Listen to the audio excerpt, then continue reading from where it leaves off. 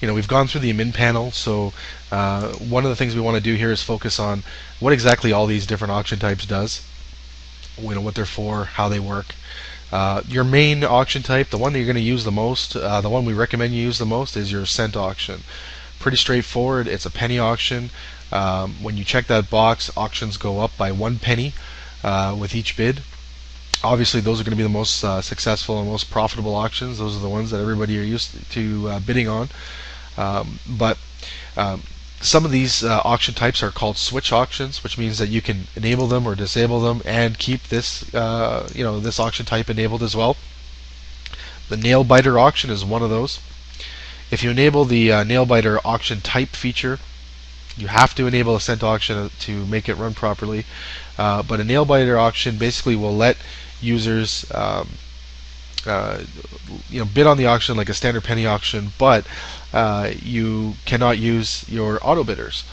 So hence the name nail biter auction, because you actually physically have to sit in a chair and bid manually by clicking the bid button, which can be pretty intense because one lapse in concentration and you lose the auction.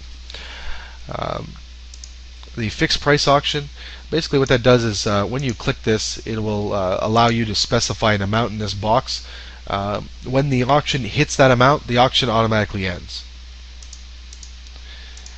The 100% off auction, this basically the winner of the auction doesn't have to pay the final amount. So let's say the auction wins for $43.28 plus shipping.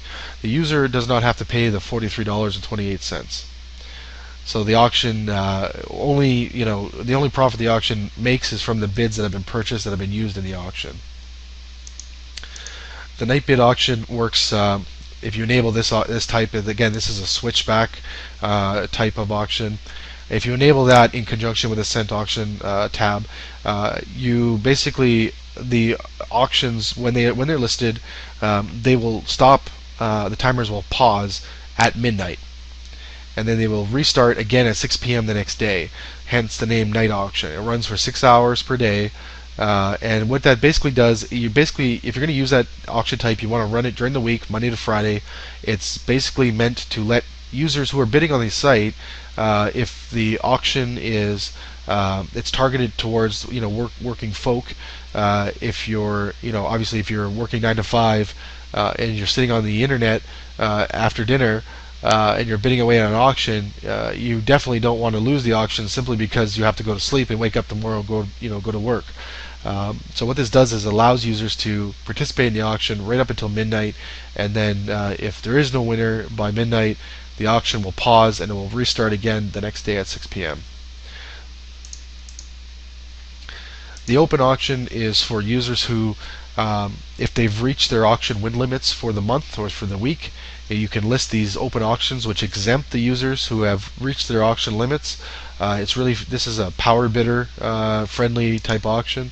It lets users who are who have reached their win limits continue bidding in the auction. The next is the lowest unique auction. This is a separate auction type. This is an auction type. The best way I can describe this auction is people guessing how many beans are in the jelly bean jar. If you guys remember that from when you used to go to school, it was kind of a prize giveaway, and everybody kind of bought tickets, and you got to guess how many beans were in the jelly bean jar. This auction type is very similar. The way it works is basically users get to guess or enter an amount in the auction box, and they get to put in a lowest unique bid for the cost of a bid. Now, the lowest bid that's placed, so if there's 3 people who place a bid for 1 cent, 4 people who specified 2 cents, 2 people that specified 3 cents, 1 person who specified say 4 cents, another person, 3 people did 5 cents, 10 people did 6 cents.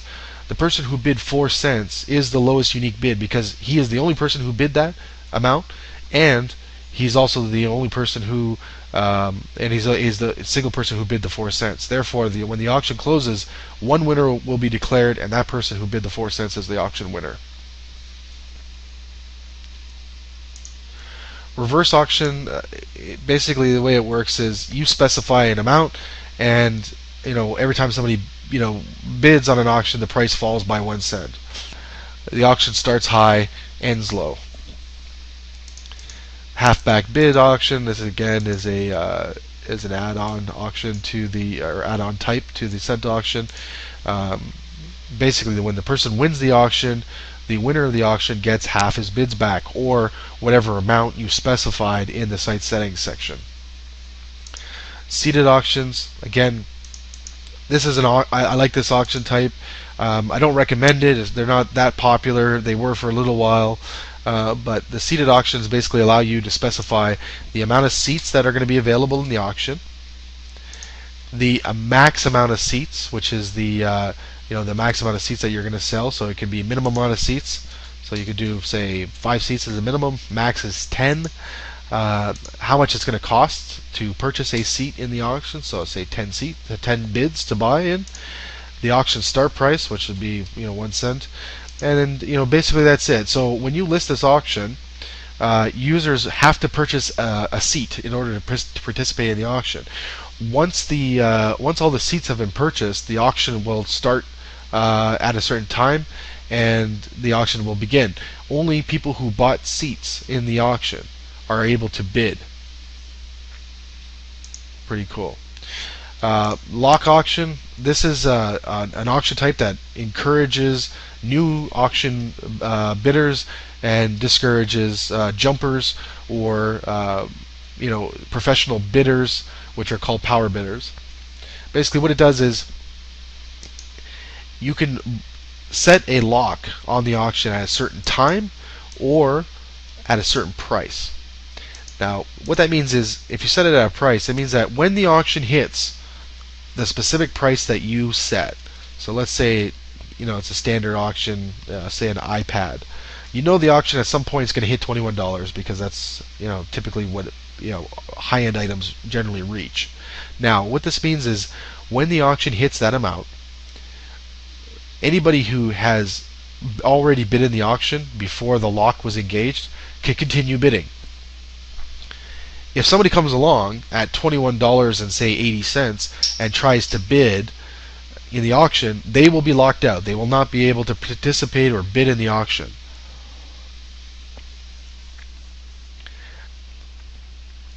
So this is handy. It encourages people who are going deep in an auction to not worry about jumpers coming in and swiping an auction late in the auction bidding. The time locker is the same thing, but you can set it so that when the auction reaches down to, say, a certain time, say 1 hour or 1 minute, 1 minute and say 30 seconds, or 1 minute and 40 seconds, then the time lock will engage. The final auction is a beginner auction type. Again, it's an add-on to the cent auction. Beginner auctions are great because if you've never won an auction before, then that auction is for you. If you've won an auction on the site before, you cannot bid on a beginner auction. So this is great, promo for users. So that's a breakdown of all the auction types we offer. That's 12 auction types. Very, very nice. If you count the gift bids, you can do gift bid auctions. That's 13 auction types, and that about covers it. Thanks again, and hope you enjoyed our videos.